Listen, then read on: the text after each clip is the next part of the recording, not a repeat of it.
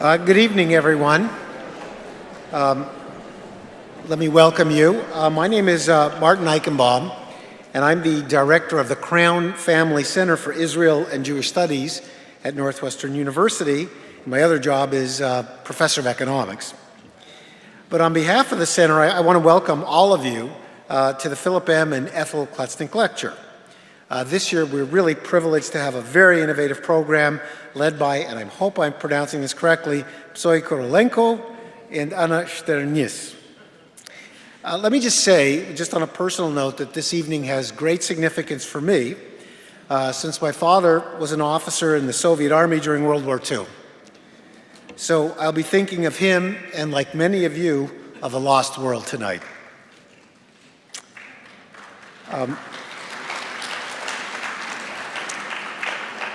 The evening is co-sponsored with our longtime partners, the Jewish United Federation of Metropolitan Chicago, so I'm particularly delighted to welcome Paula Harris, who is the Associate Vice President, Community Outreach and Engagement for the Jewish United Fund of Metropolitan.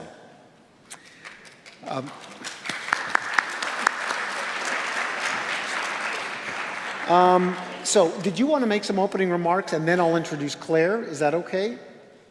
Sure. Let's do it that way. Let's do it that way. I was going to introduce Claire, but you probably have more. No, you have more to say. No.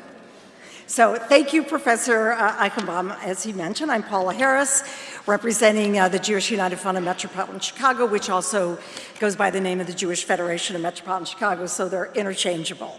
I'm pleased to welcome you on behalf of JUF and the Crown Family Center for Jewish and Israel Studies to the Klutznick Lecture. It's been my privilege to be working on this lecture for, I think, close to 20 years, and every year it's exciting to see who we bring. And I particularly want to thank Northwestern University and my good friend Nancy Gelman, who does a wonderful job of ensuring that everything comes off successfully. So thank you, Nancy.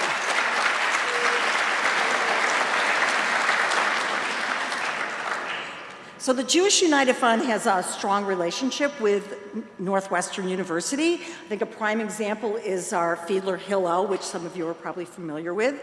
It's one of our premier Hillels in the country, and it's run under the wonderful leadership of Michael Simon, who happens to be sitting in the front row wearing purple, of course, because it's Northwestern University. So, thank you, Michael. I also wanted to give a couple other examples of how JUF interacts with Northwestern University. In 2005, our Israel Studies project, working with the Weinberg College of Arts and Sciences and the Crown Center for Jewish and Israel Studies, helped make possible a program that brings over Israeli postdocs, 2 postdocs a year. They alternate on various fields within academia, and I think that their integration into Northwestern has really kind of added some vibrancy and some really good content to academic life at the university. So we're really just pleased, again, to be partners in this. And these efforts are just a good example of what I think is a great community campus partnership. This lecture, as Professor Eichenbaum mentioned, was endowed by Philip M. and Ethel Klutznick in 1986.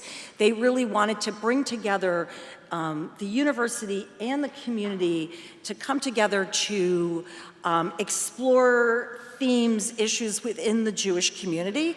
And I think it's just been a really wonderful collaboration, and we, want this to continue. So for those of you, I'll do a little shameless plug. For those of you who didn't RSVP or sign in, leaving your contact information, please do before you leave, because that's a way that we can be in contact with you for future programs, both by the Crown Center and by the Jewish Federation. It's now my pleasure to turn the microphone over to Associate Professor Claire Sufrin.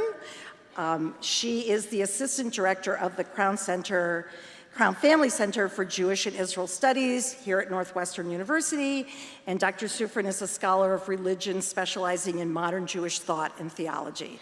Thank you again for coming.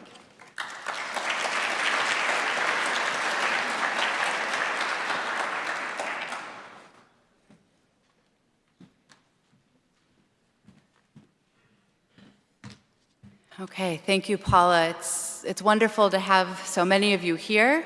I'm going to make the most important announcement of all, which is please silence your cell phones.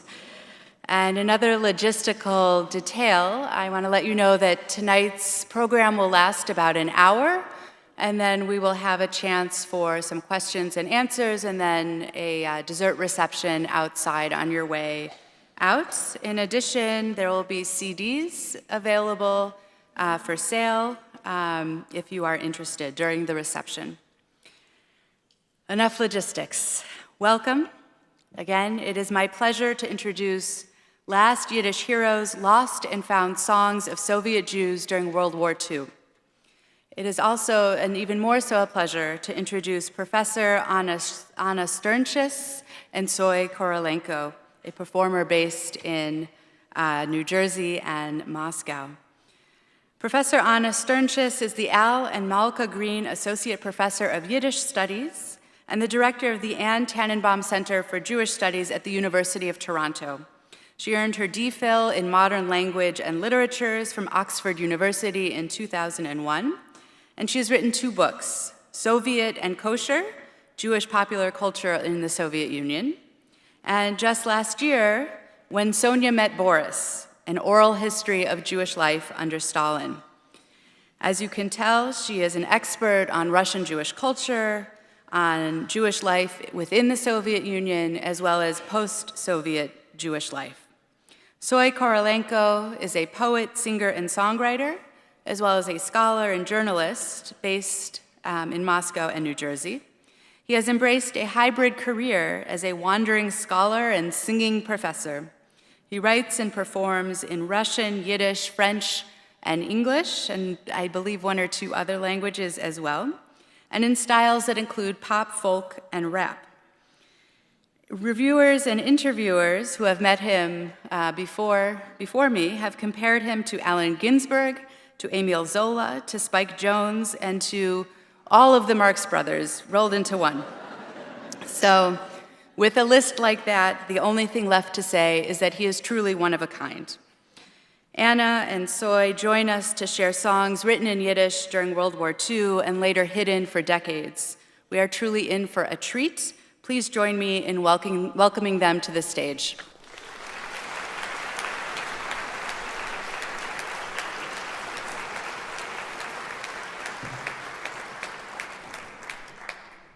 Thank you so much for these beautiful introductions, and thank you all for coming.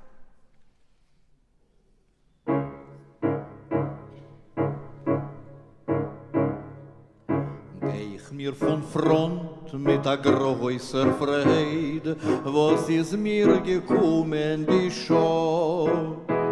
Oi, wie ich geh rein in Stadt und frag ob meine eigene, man entfört mir als keiners nicht da. Oi, wie ich geh rein in Stadt und frag ob meine eigene, man entfört mir als keiners nicht da. Bin ich geblieben stehen, mit der Gehäuse gewehen, in Arznot geöffnet sich ein Wind. O in der Wasserseite ich gib a Kuck, stellen mir sich vor, mein Weib mit mein einzig Kind. O in der Wasserseite ich gib a Kuck, stellen mir sich vor, mein Weib mit mein einzig Kind. Was ist das für ein Zorn auf uns geworden? Was ist das für ein größer Gesar? Oi, von dem größten Zorn seien viel Menschen weggefahren, die Verbliebene seien weg in Babi-Jahr. Oi, von dem größten Zorn seien viel Menschen weggefahren, die Verbliebene seien weg in Babi-Jahr. Bei Nacht und bei Tag haben geklappt Automaten, die Menschen haben gesehen, versiegt dem Teut. Die Menschen haben gesehen, versiegt dem Teut. Oi, Blut hat sich gegossen von allen Seiten, von Blut ist die Erde geworden reut. Oi, Blut hat sich gegossen von allen Seiten, von Blut ist die Erde geworden reut. Der der größer Weitig ist a Feibig verblieben, was der Deutsch was vergossen Blut. Oi, mit unsere Tränen soll die Erd verschlossen werden, als die Lebendige soll schön werden gut. Oi, mit unsere Tränen soll die Erd verschlossen werden, als die Lebendige soll schön werden gut.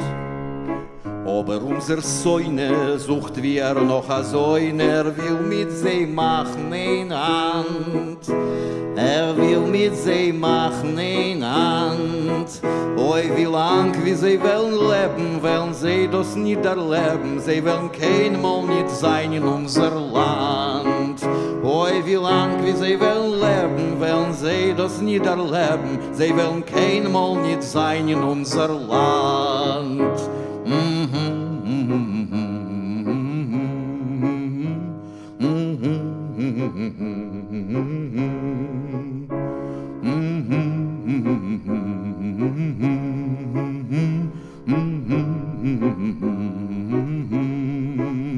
Oi, wie lang wie sie wollen sie das nicht erleben, sie wollen keinmal nicht sein in unser Land.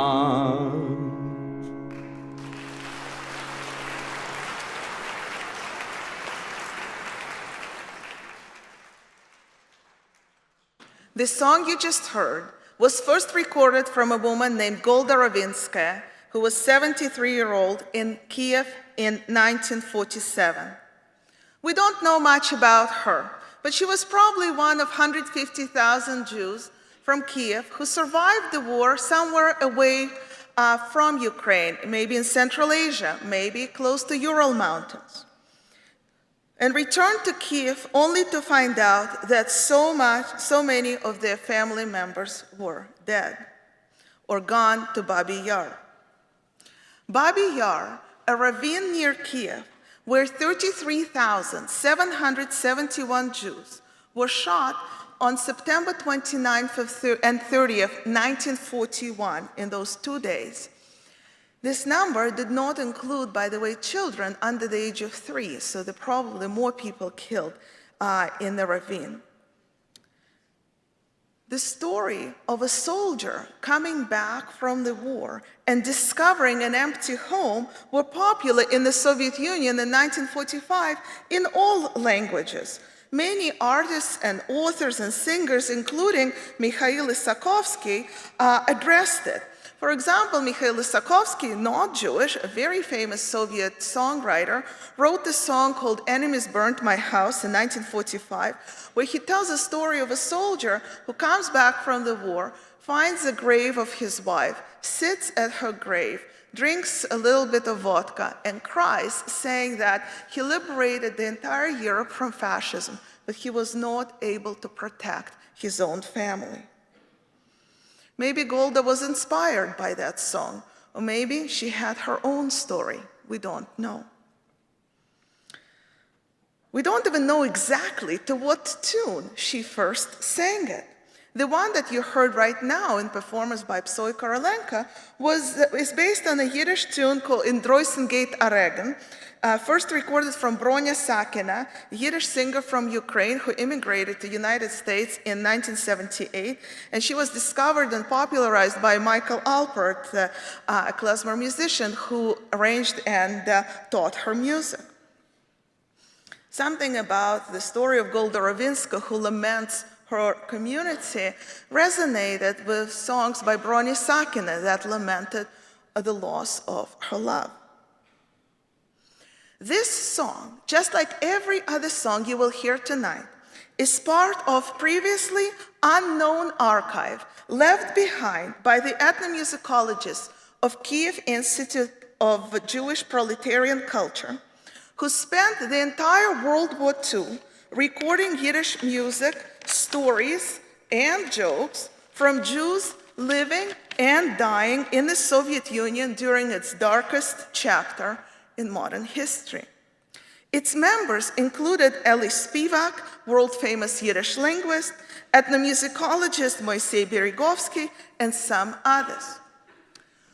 Of 6 million Jews who were murdered during the Holocaust, 2.5 million were killed in the Soviet Union. Another 300,000 were killed either in combat or died as refugees.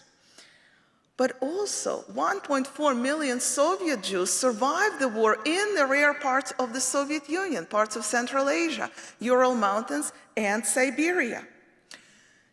In addition to this 1,400,000 Soviet Jews, 250,000 Polish Jewish refugees survived the war also in the Soviet Union. As you know, Jews of Poland, only 300,000 remained living after the war of the 3 million Polish Jews. So of those 300,000, 250,000 were in the Soviet Union, were refugees. And some of the songs that you will hear tonight come from these people as well. A little less known is a story which is appropriate to tell now, just the day before, 2 days before the 9th of May, the day that's customary celebrated as the Victory Day in the Soviet Union, that about 500,000 Jews served in the Red Army. Berezovsky and his team recorded hundreds of songs in Yiddish during the war that reflected on all these experiences. They planned to publish some of these songs into a volume, into a book, which was all typed and set up. It was called Jewish Creativity in the Soviet Union During a Great Patriotic War. I can show you this beautiful, sexy cover. As you can see, it's all ready for publication.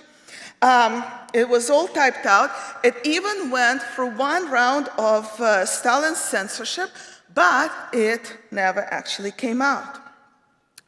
As the book was being prepared, Soviet Yiddish weekly Einigkeit published a short article in 1942 saying that Berezovsky and his colleagues are collecting Yiddish songs about the war.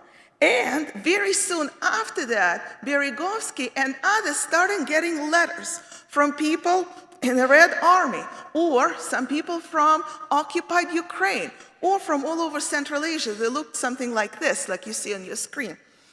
Those handwritten letters were songs talking about what was happening to Jews. So these letters became part of that archive, the archive of the Institute of Jewish Proletarian Culture. The archive was, I will tell you the story of it a little bit later, but the archive was not known to historians, not very well known at least, until about 15 years ago we learned that actually it exists, but only until maybe 2 or 3 years ago that it became clear that this archive, the entire archive of these materials, actually survived the war. And we came across these documents about 3 years ago, and we quickly realized four things. First of all, every single song collected in this project was written by amateur authors. No professional songwriters, no professional poets wrote any of these songs. The second thing we discovered, that not a single one of the songs of the archive was known before. And to give it a little bit of context, there are a lot of Holocaust music is available to us. There are songs from Vilna Ghetto, there are songs from Lodz Ghetto, there are songs from Warsaw Ghetto, there are songs that are unknown, that exist, that were written in the different places where Jews were during the war, including under the German occupation. So we thought that maybe some of the songs will be similar or familiar. That was not true. Not a single one was known before the archive was found. The third thing we realized, that some of the songs were written as early as 1941, which means that some of the first documents documenting atrocities against Jews in Ukraine or western part of Russia were actually songs. People found it easier sometimes to document what they were witnessing, writing music about it, rather than telling prose. Somehow prose lacked the emotional power that they needed, which music readily gave them. That observation meant the third thing, that the existence of this archive is revising the way we understand the history of the Holocaust in the Soviet Union. For example, we learn that Red Army soldiers, Jews under the German or Romanian occupation, or Soviet evacuees were using Yiddish in order to make sense of what was going on with them, and they wrote songs in Yiddish. Before the archive was discovered, we didn't know that this was true. Finally, the fourth thing that we realized was that these songs were never heard since 1947, and they needed to find the audience beyond a strictly academic one. The songs had to be brought back to life as music, as art. And here came the difficulty. Most of the documents looked like that. Which, you can see handwritten Yiddish, some of you can read it, but you see there are no notes. So how do we know exactly to which tune it should be sang?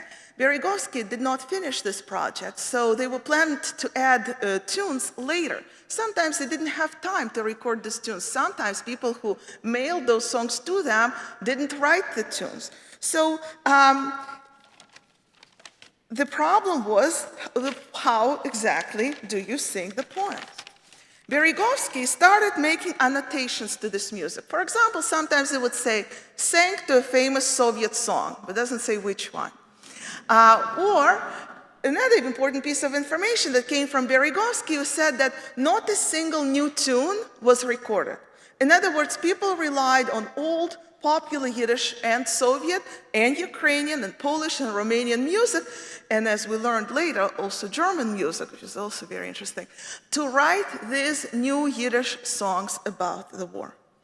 So, with this in mind, and using a leap of imagination, Psoy and I'm being very generous to myself, actually 99% of this work was done by Psoy, brought these songs, imagine the tunes for these songs, sometimes based on textual analysis, sometimes taking a leap of imagination, and sometimes taking a real leap of imagination and singing them to the tunes that didn't exist then, or something that was popular in the 19th century. You'll see.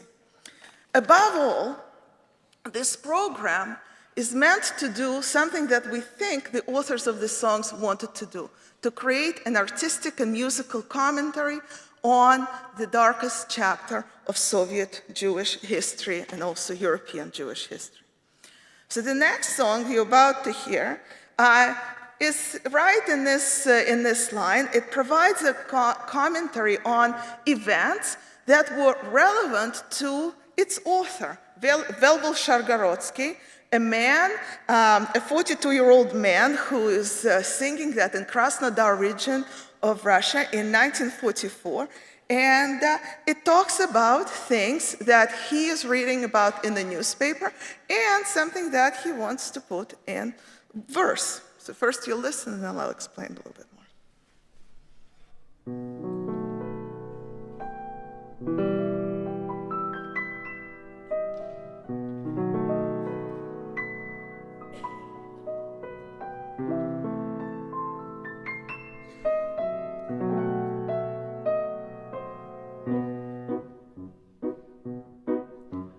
Auf neuchen Bark und auf'n grünem Groß schmähen sich die Deutschelach herabgelost die Nos.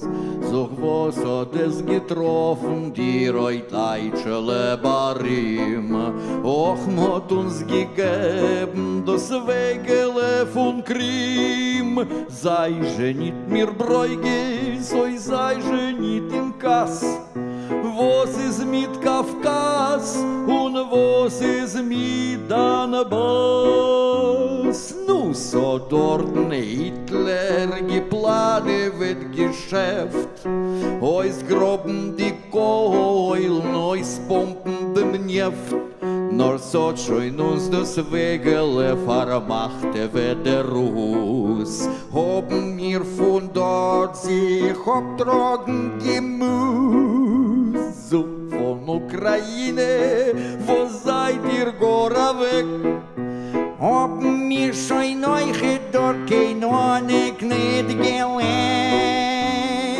auf euren Berg und auf dem grünen Groß schmähen sich die Deutschlach herabgelost die Nuss. Nu wo je far wo Jahre seid ihr doch erzieht, ach von alle Seiten ist so und weh und Wind. Doch nicht steh und doch nicht geh, oi, es ist nicht gut. Deutschland ist auf Zores, Hitler ist kaputt. Deutschland ist auf Zores, Hitler ist kaputt.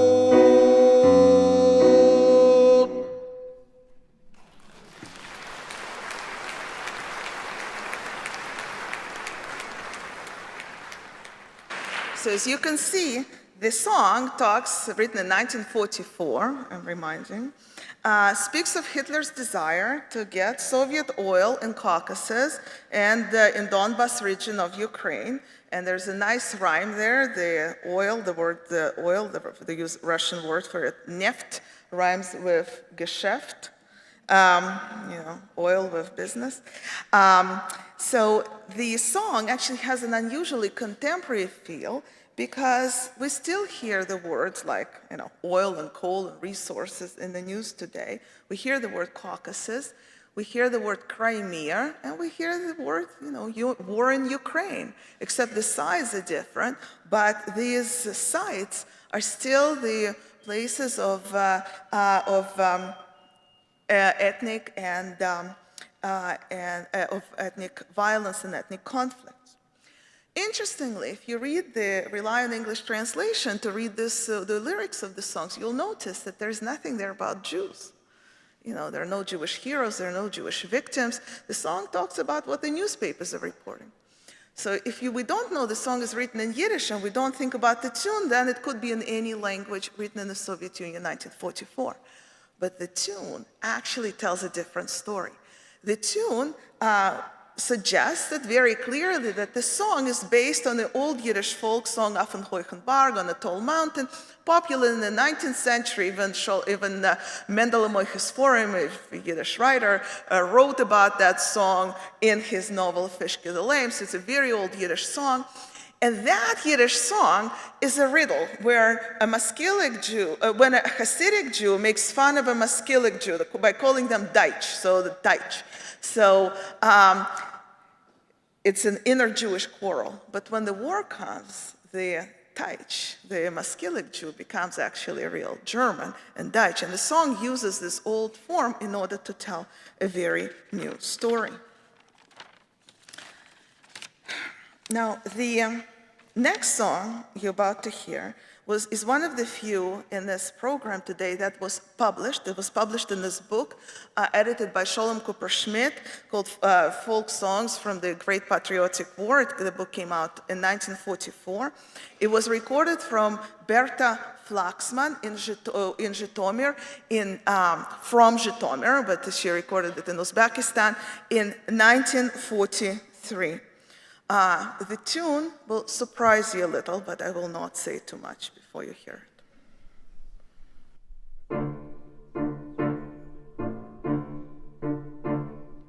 Von dem eintiger Milchome will ich Lieder singen, als me soll die ganze Welt mit die Lieder klingen, wie es vorgekommen da mit Joschke dem Adesser, als hat geschlagen sich mit nem Feind auf Messer.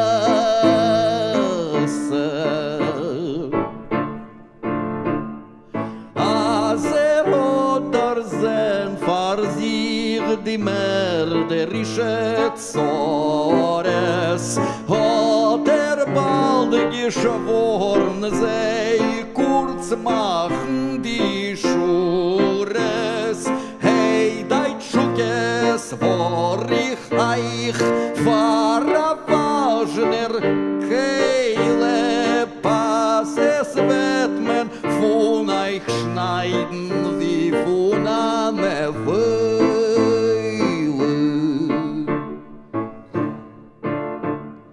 Vor die Säukinder, wo sie rot lebendig begraben, wird ihr Treife Hitzles Eier auskommen nicht haben, weil ihr Rodek die schöne Stadt gemacht und Chore fahren leben Eiern, bin ich sich nicht tore.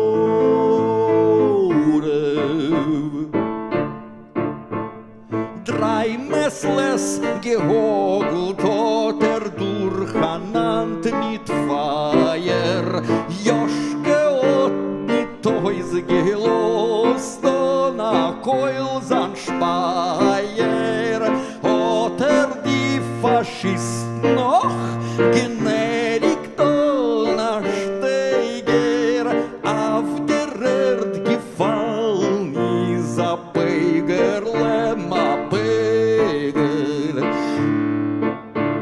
Трое суток их лупил он без остановки. Боже, как он в них болел из своей винтовки. Получив фашист капут, он кричал им в уши, и валялись там и тут их свинячьи туши.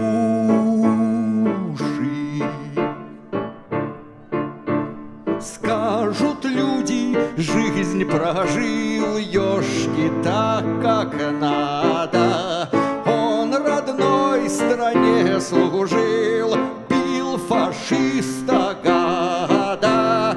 Даже Гитлер уж давно имя Ёшки знает, хвалит праведных оно, а грешных проклинает.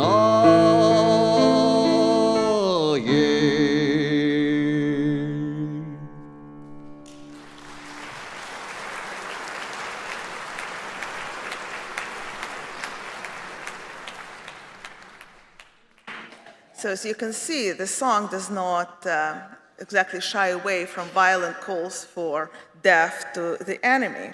I'm putting that slide back on screen. So I want to tell you a little story about this. So a few years ago, 2 years ago, we were invited to perform this program on Canadian classical musical radio station. And I was asked by a host to write 2-line summary of each song. So we chose this song with a tune by Mikhail Glinka, and I'll tell you more about this in a second. So I had to summarize this song in 2 lines. So I wrote this, as anyone would. The song is about how you should kill as many Germans as possible without mercy. And many songs in this project are summarized that way.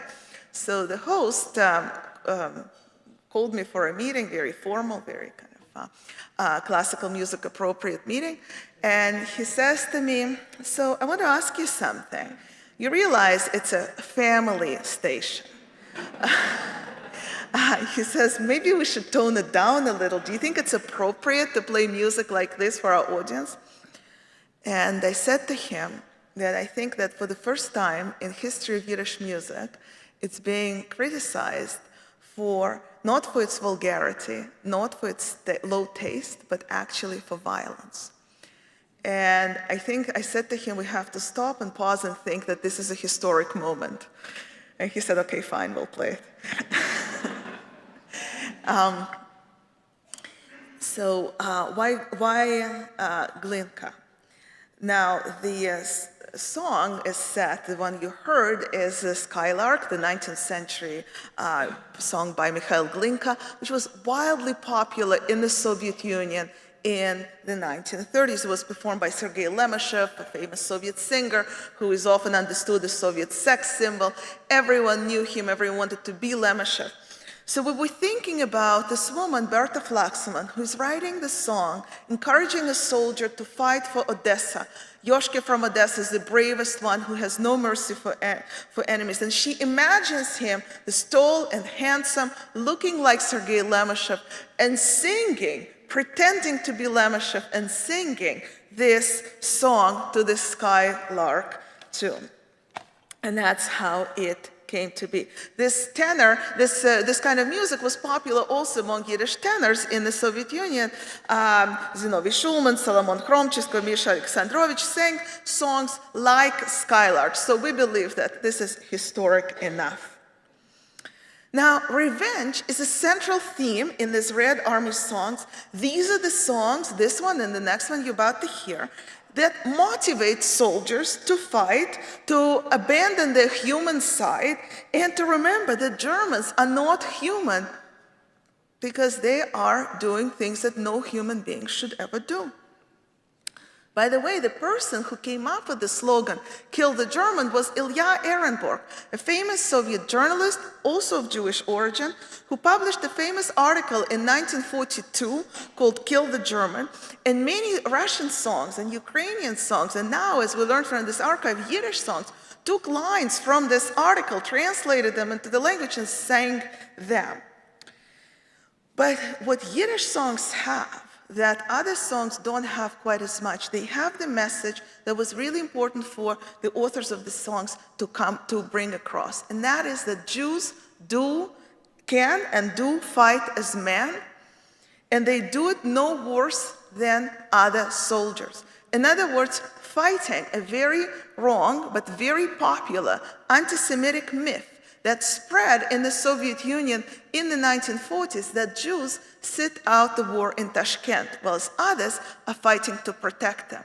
This myth has no historical evidence, but a myth does not need a historical evidence. So the songs are fighting against it and showing that Jews are actually very good and brave soldiers. So the next song that you're about to hear is actually written by a soldier in the Red Army, by a Polish Jewish refugee whose name is Mendel Mann. Later he became a famous artist and also a poet, became friends with Marc Chagall, but he didn't know that then. In 1944, he wrote a song that you're about to hear where he glorifies his machine gun.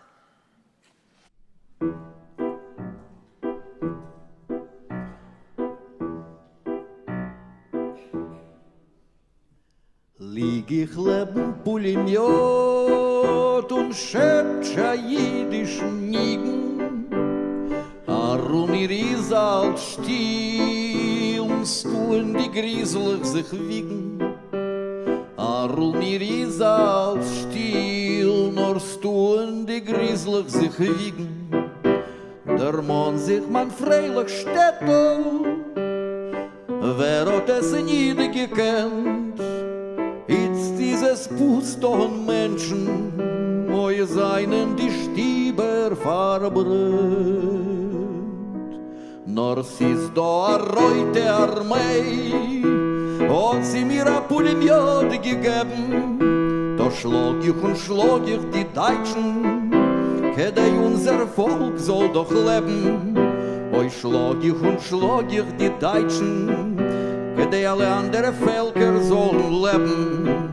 Oh, ihr wisst dem Menschenfresser, oh, ihr deutsche Banditen, Pulemiot ziel besser, sollst du kein Deutsch nicht euch mieten.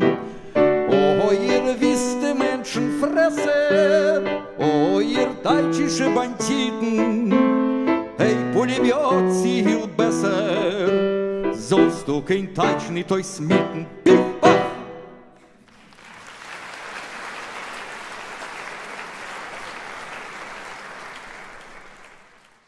So as you can see, the song really likes the machine gun.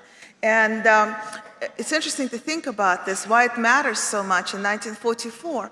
Today, if any one of you has gone to Israel and have seen, you get off the airplane, you see a lot of young men and women holding guns, and this combination of words of Jews and guns is no longer a novelty. Or I realize now that I'm talking United States, the guns is a contested issue.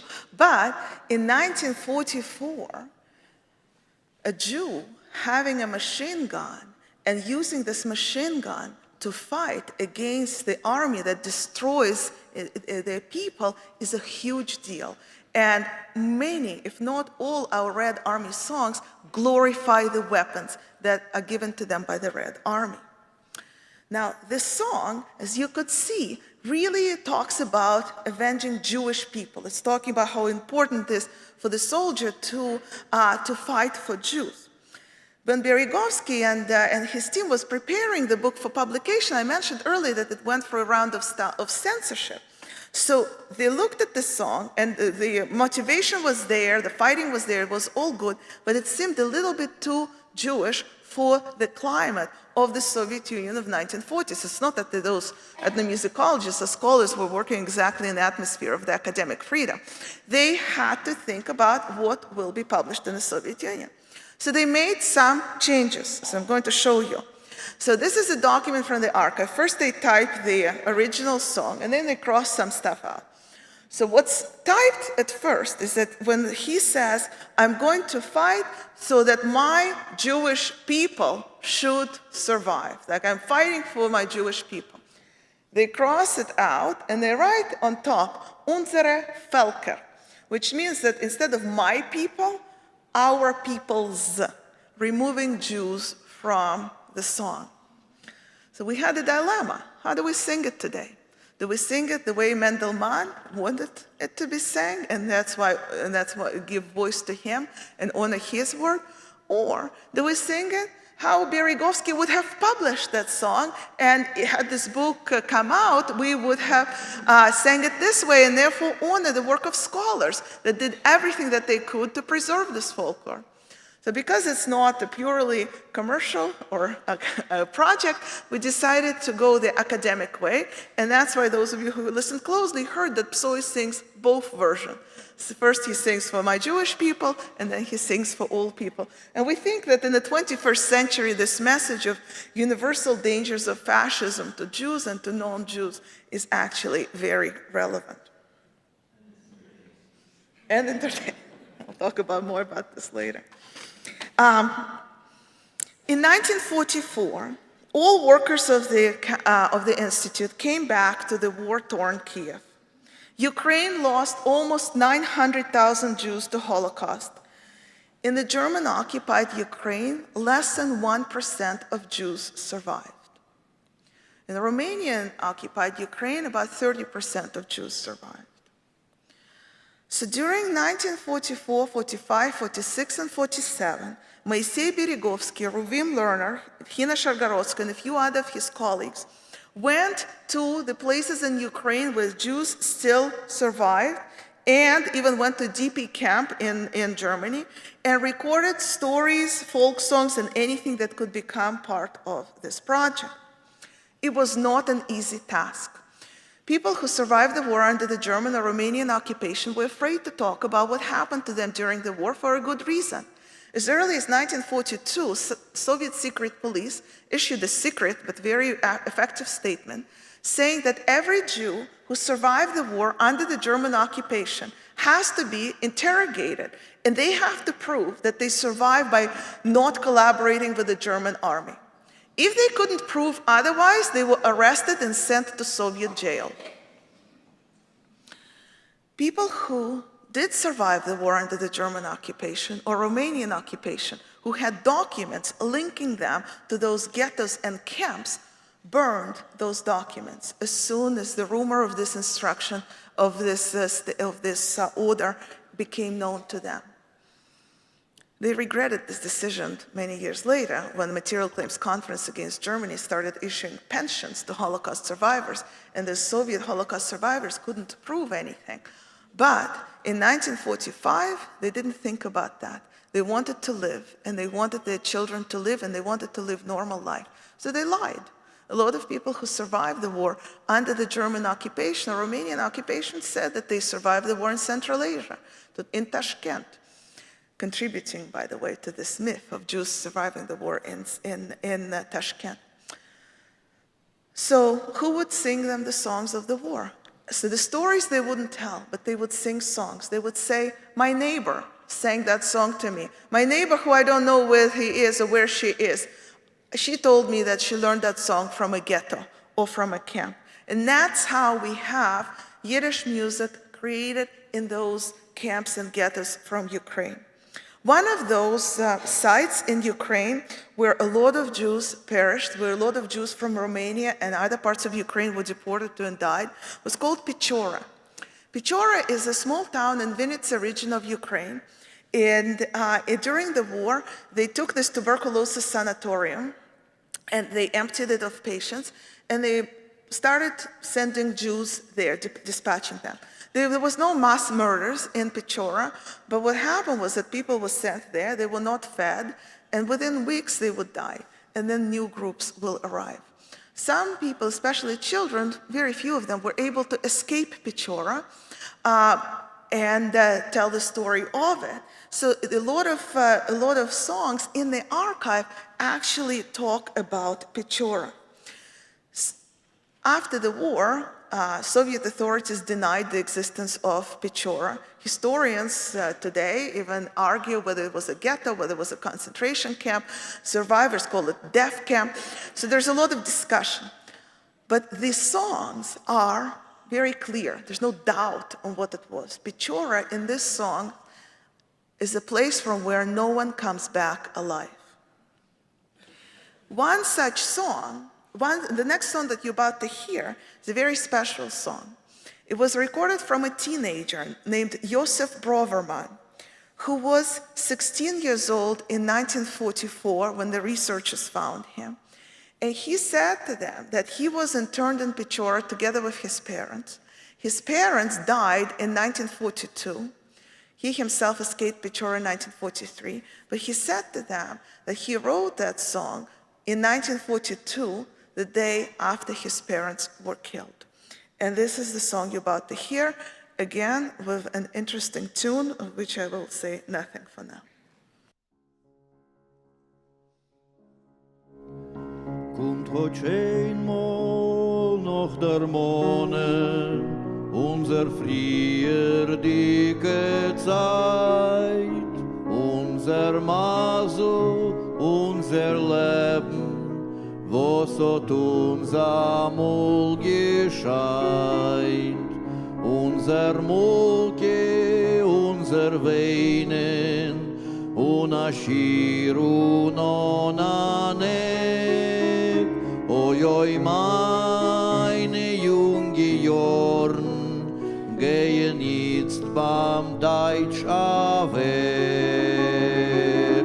Nur herum die junge Bäume wachsen, Zweigen werden grün.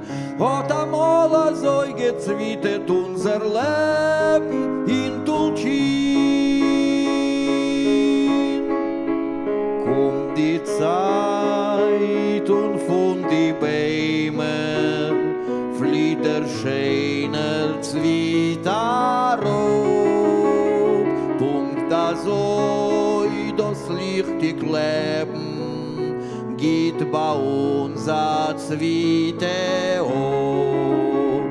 Wo du stehst nicht, wo du gehst nicht, gäumen Menschen auf dem Weg. Es wird nur scheinen unser Leben wie in die früherdicke Tag. Oi, die Ernte ist so im Blonschen sich allein herum.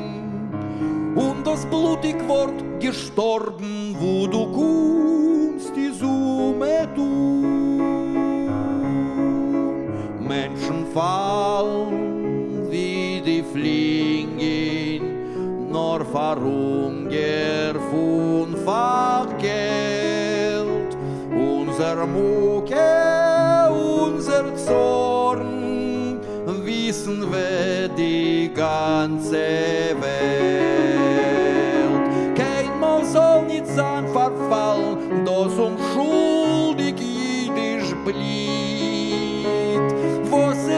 dat sind vergessen in Europa beim Bandit. Nor der weiße Gäumen Menschen in Pecere auf dem Weg.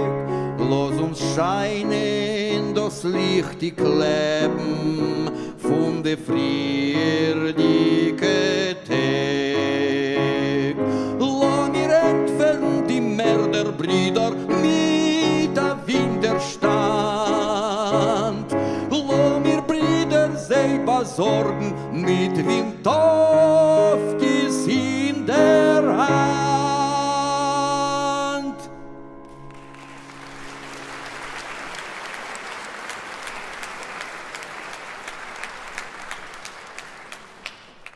So the song, The Ballad of Destruction of Tolchin, a small town in Ukraine. Before the war, it had a Jewish population of 3,000. Of them, only 20 survived the war. And the song tells the story of the destruction.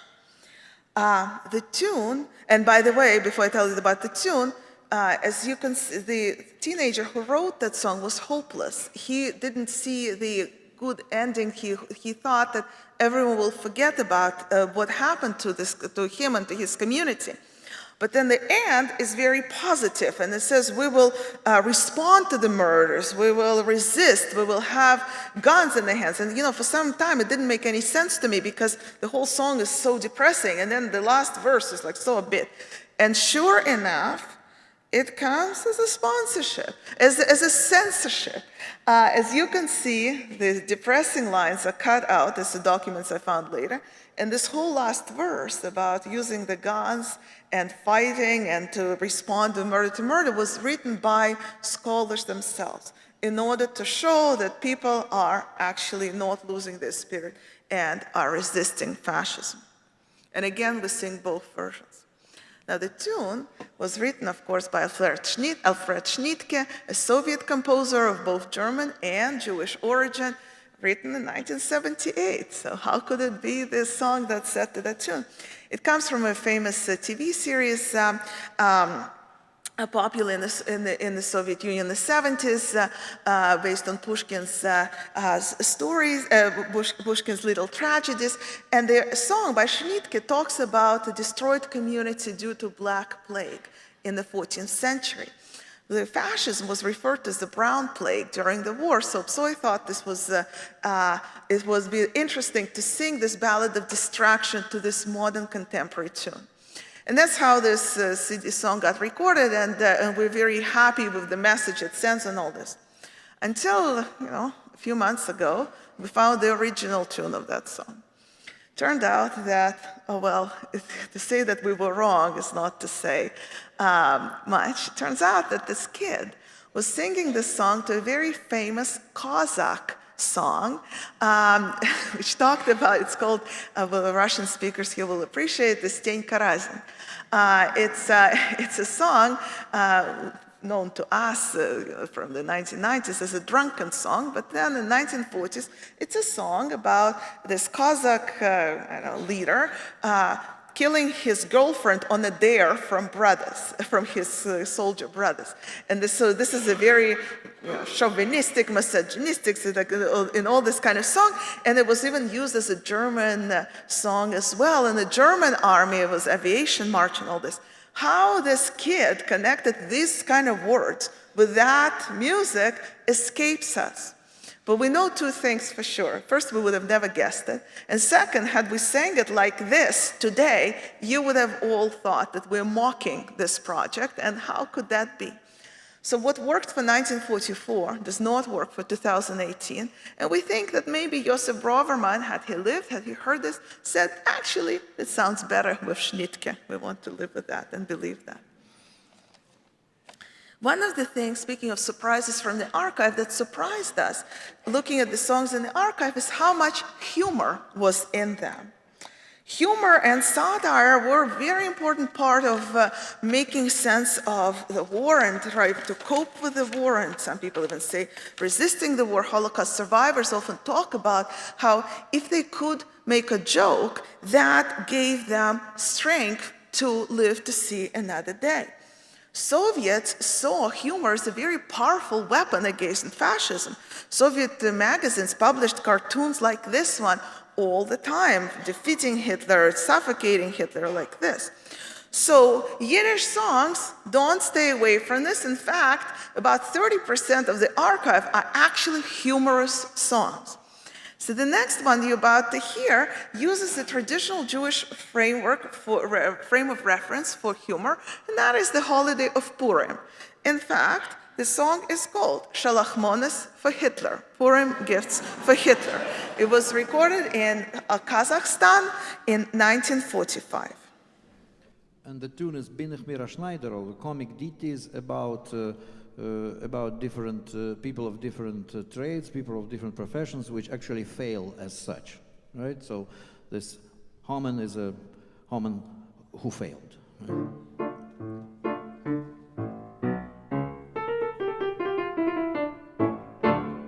Du bist nicht mein erster Sohn, ich hab gehad a Sache Sohn, ich will noch verschreiben euch dein Namen in einem Zettel, was hebt sich an mit Omen. Omen Antiochus Torquemade Kruschewan, haben die Welt verhippest früher noch vor dir. A langer Zettel, Omen sitzt voran, es wird nicht stehen, kein Papier. Hat ihr alle sich hat Ziel gestellt, mich ob zu mecken von der Welt, nur nicht neich ist es gewähnt. Stalin wird schon kurz neich die Hand. Mein Haus hast du verbrennt, hast du meine Töchter geschenkt, hast du meine Eifelig zertrotten und geschworen, mich Haus zu rotten. Nur wild und narrisch ist ein böser Träum, mir wollen leben, sei wie sei, dein Soft wird sein auf Homens Bäume. Am Yisroel Chai.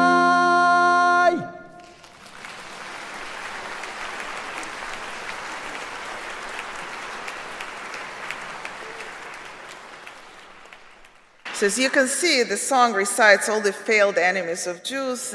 Haman Antiochus, I don't explain, but Khrushchevan, Pavel Khrushchevan, the alleged author of the Protocols of the Elders of Zion. So all these heroes are here, and they all end up poorly. So but one story that I will tell you about this song is that the last line, Am Yisrael Chai, was not there originally. In fact, the document looked like this. So it said that your end will be on Haman's tree. So Psoy, when he was working with this song, he said to me, it doesn't quite end right. I want to add something. I'm going to add Am Yisrael Chai. I said, absolutely not. It goes against everything of this material. Soviet Jews will never say Am Yisrael Chai. It was not relevant to them. It will completely destroy the project. So he didn't listen to me. He sang it. And then the audience loved it. This was our bestseller. This is people. So I sold my soul, academic soul, to the commercial success and let it be. Later, I found the original of this song, handwritten one. And those of you who read Yiddish can see the last line. As you can see loud and clearly, the last line is Am Yisrael Chai,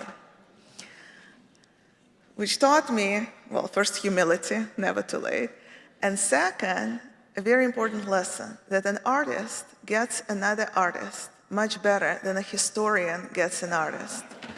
And this is the whole point of this project, to give an artistic voice to people who never got a chance to actually sing the songs. And by the way, I was not the only one who didn't think it doesn't fit. You see, Berigovsky crossed it out. And then the version of this song was published in 1968 in Sovetish Heimland, and they too took it out. They took Purim out, Haman out, everything out. So there was this moment in history when Jews could still say that, wanted to say it, and could sing it. It lasted maybe a year and a half, but the songs are those time capsules that give us a chance to get into the world of Soviet Jews who never got to tell their story after, because maybe they didn't remember, maybe they couldn't, but this is what the songs give us an opportunity to do.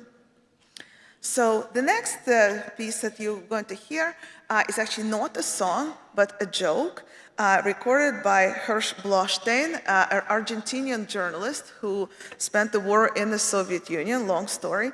He wrote an article in 1943 where he said that 1943 will be famous in modern Jewish history for the blossoming Yiddish humor. So this is the joke that he recorded then. Als Hitler oder sein, da sein Geschäft ist kaputt, hat sich zugeklebt a Bord, sich umgetan vom Jiddischlich.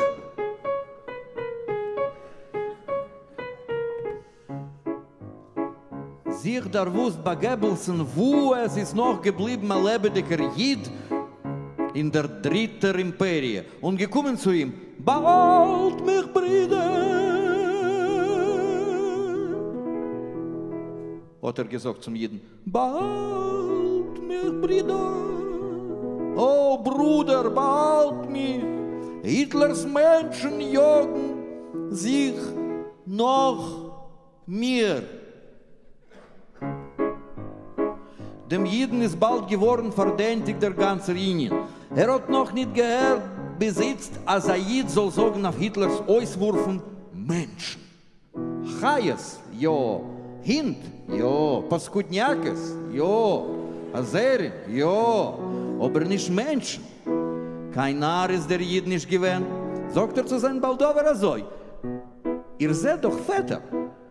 Als allein ob ich mich euch behalten bei Chadr Chadores und dazu ob ich im Ganzen herabgeworfen dem jüdischen Parze von sich, koi dem Kohl, muss ich euch herabnehmen die Bord und überlassen noch Stücklich Fonses.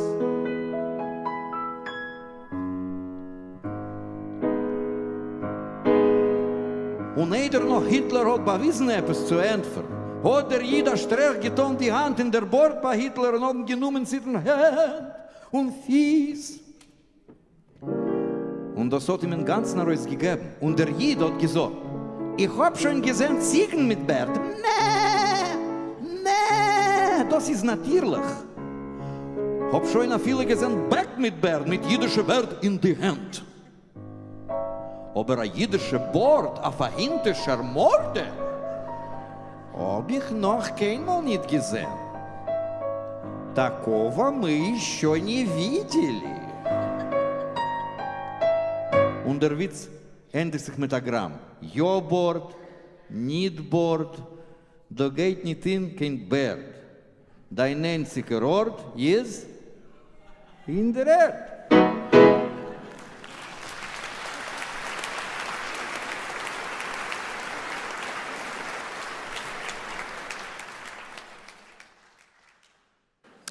The book that Berezovsky and his colleagues prepared was never published.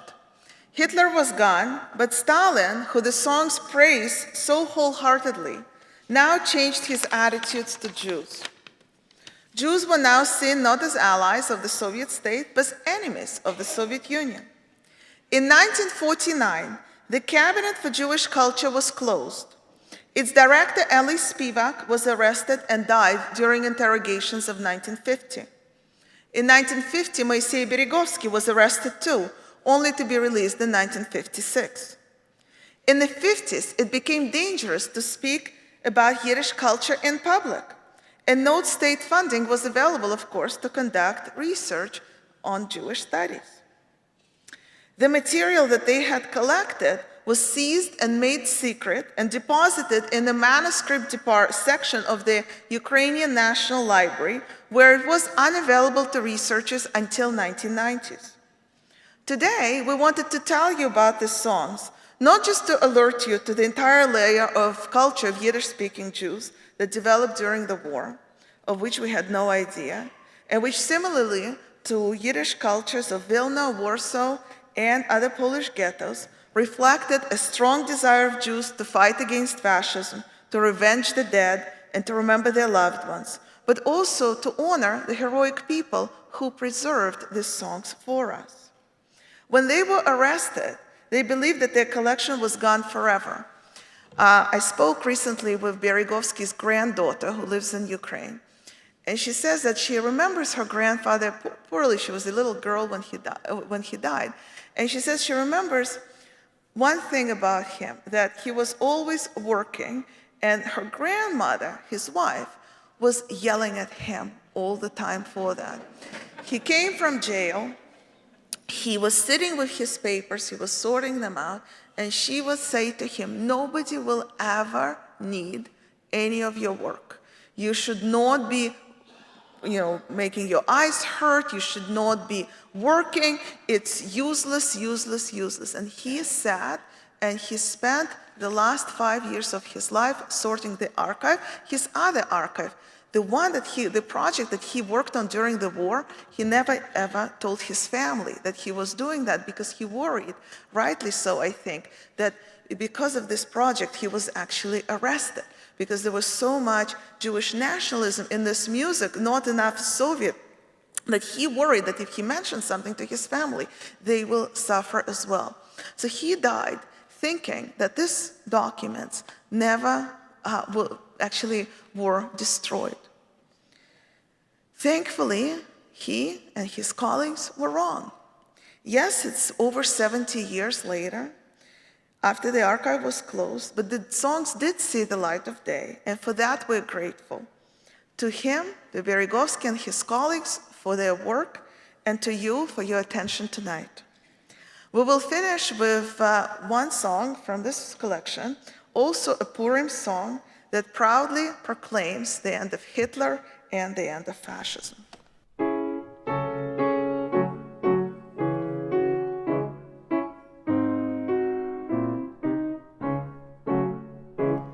Zum neuen Jahr kann ich jederlich absurde Eichhorn sagen, genug uns schon zu jammern, genug uns schon zu klagen, genug uns schon zu jammern, genug uns schon zu klagen, genug schon zu beweinen. Unsere liebe Teute, die Überhand wird nehmen scheuen, die Armee, die Reute, die Überhand wird nehmen scheuen, die Armee, die Reute. Hitler kann uns herden, nur bei Nacht in Choem, a Sochen weh wird ihm sein, as wird werden Scholem, a Sochen weh wird ihm sein, as wird werden Scholem. Scholem Frieden auf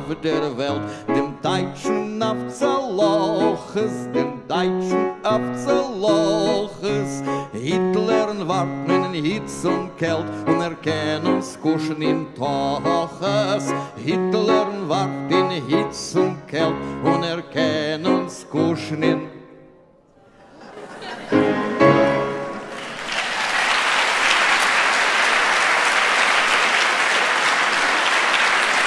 Псой Короленко.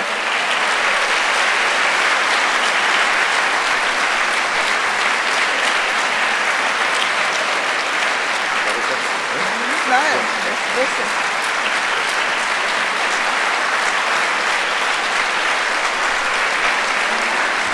So I don't know if you're. So we do have another song. I don't know if you want.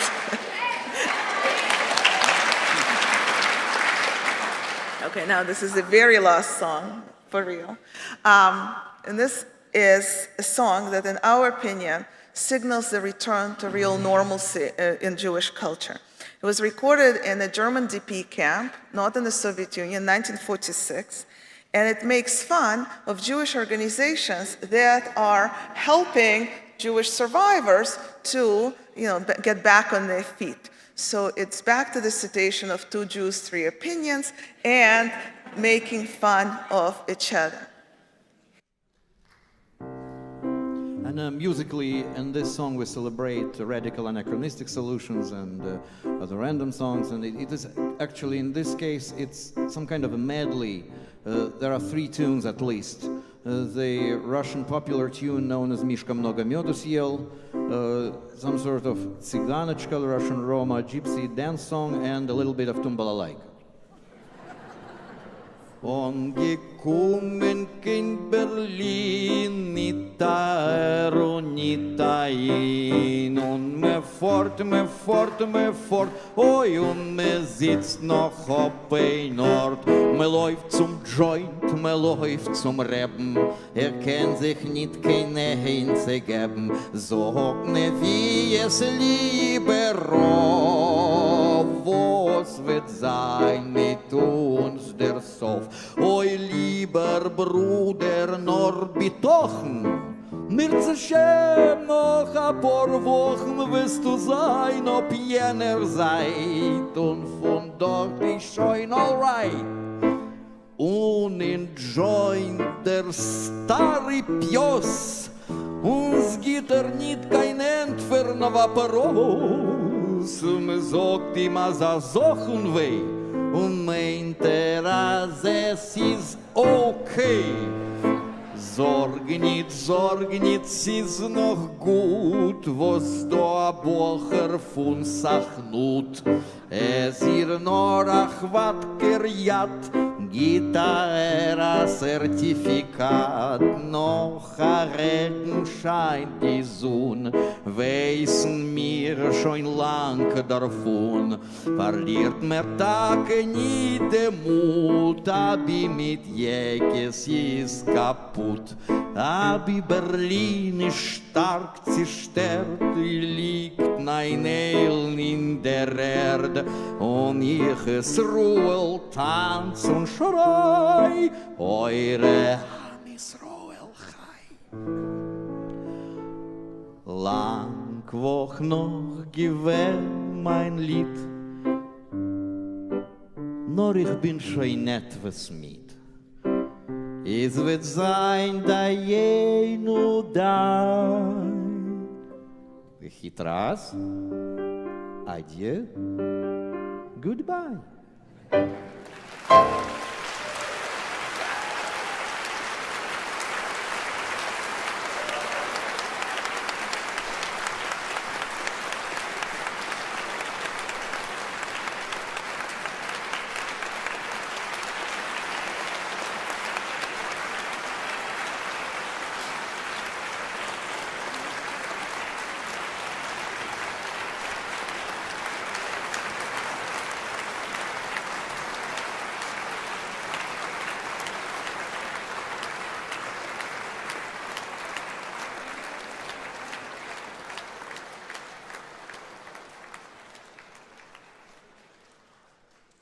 Okay, we're going to take maybe 3 questions before we bring the program to a close.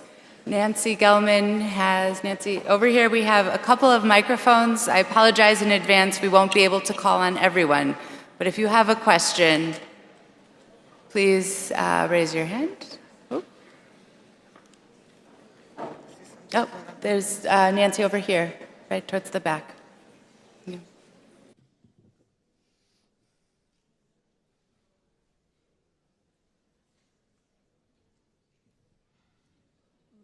During the same terrible period in which these songs emerged, the Soviet Yiddish poets, who later would be killed by Stalin, Pfeffer, Markish, and others, were writing both poems which were criticizing Hitler and, of course, praising Stalin, and with little bits of Jewish nationalism in them, for which they paid a terrible price.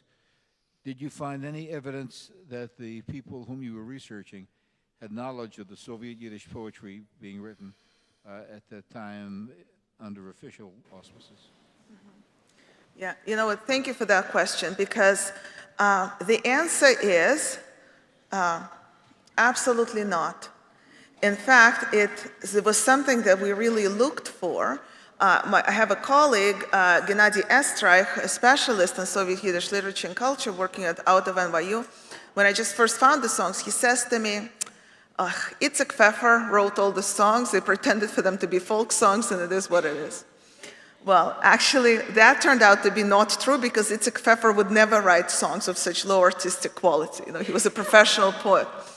But what was interesting to me is that comparing songs written by Itzik Pfeffer, by Peretz Markish, by, I'm trying to think of other Yiddish poets writing during this time, or even stories by Bergelsel der Nister, there's nothing there. They borrow their imagery from popular Russian songs or from the old Yiddish songs, but there's no interaction, and that's how we concluded.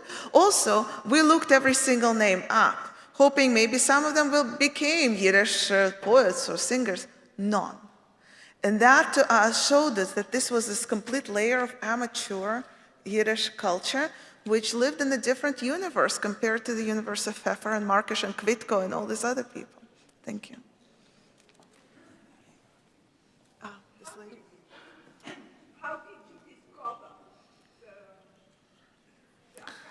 So I was working on a book on Yiddish culture in the Soviet Union during World War II. I'm still working, well, I'm still not working on this book, because I went to Kiev to look for the documents, for the archive, and then the librarian showed them to me, and that's how I discovered them. So it's not my discovery. We'll take one more, maybe from this side of the room, right in front. My mother teaches Sunday school. She's Russian herself. She's going to be embarrassed that I'm asking this question. But I guess I'm confused, just historically wise, from the 1940s until the 1950s. I didn't realize that Jewish people were fitting in the Soviet Union per se. And was it state funded? How did that work? I'm surprised that people were actually researching that in the first place. So that is a very interesting question because actually Berezovsky and everyone who worked on that project were paid salary by the Ukrainian Academy of Science throughout the war until the cabinet was closed. And it's interesting to think about how the war is going on and things are in complete chaos. But Berezovsky and his team are on the train that takes them away from the war zone and takes them to Central Asia. The project, they don't have to do this project. They could do other things. They could, and they did, like they were collecting Bashkirian folklore, they were collecting Kyrgyz folklore, and they were working on all that, but they're also working on Yiddish music. And this work is funded by the state. And I want to say that it's probably the only European country at that time that spends its money collecting Yiddish music. Please join me in thanking Zoe Korolenko and Anna Sternschitz.